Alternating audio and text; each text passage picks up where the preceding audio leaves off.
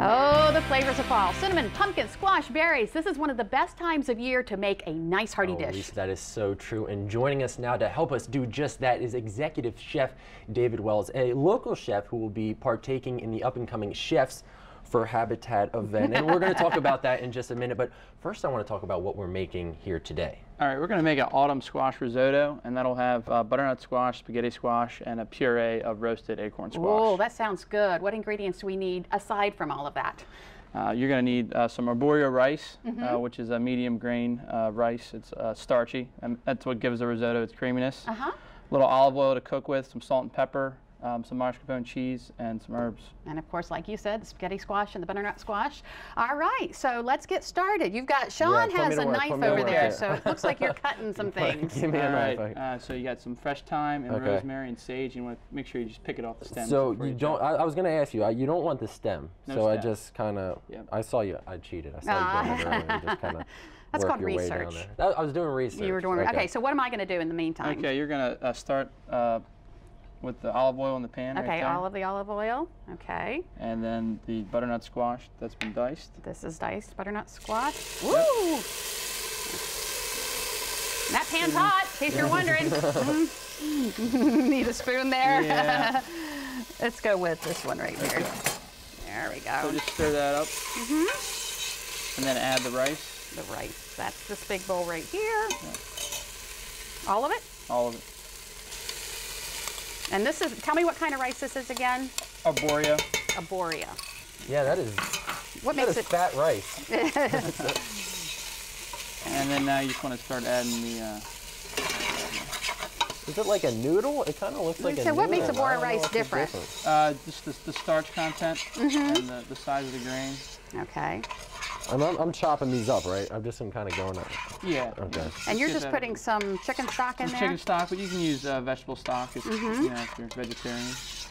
Okay. Coming along here. Yep. That looks good. And it smells good, too. Yeah. Okay, so do we let that cook a little bit? Let that cook a little bit, yeah. Okay. How you doing over there with the herbs? Doing great. You're doing great? I don't know. Time will tell. A little bit smaller, and you can add those. A little bit smaller. A little bit smaller. Yeah. So Chefs for Habitat, this is a great event where a lot of the chefs bring their favorite dishes. Is this one that we'll see there? Quite no. Possibly? Possibly. Possibly? Yeah. Why did you want to get involved with it? Just a chance to give back to the community. How about that? Is that good? That's good. Okay. Okay. Go ahead and throw it in there, Sean. Let's go. Boom. Oh wait, or is it bam? Bam, boom. There we go. Okay.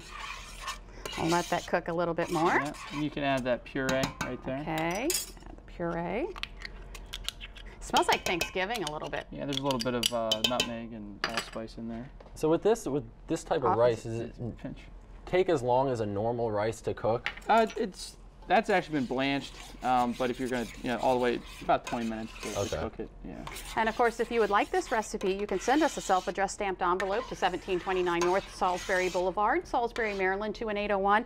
You can also go to our website, wboc.com, click on our picture at the top of the page, or give us a call, 443-880-9116. All right, so we've got all those ingredients in there. What do we do next?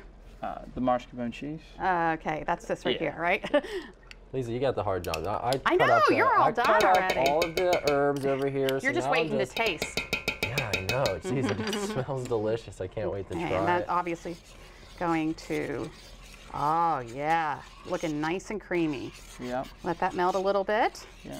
And that little bit of spaghetti squash. So you said about 20 minutes in total is once we mix everything together. Yeah. And should they blanch it ahead of time, or is that just what you did? I did that for time's sake. Yeah. Okay, well obviously this has to cook up a little longer, so through the magic of television we have a finished product right here that we're going to go ahead and try. You got the forks ready there? No, I should have had the forks ready. But you can't That's trust okay, me I got them right here. All right. All right. Go ahead and take a taste of that. Let me see.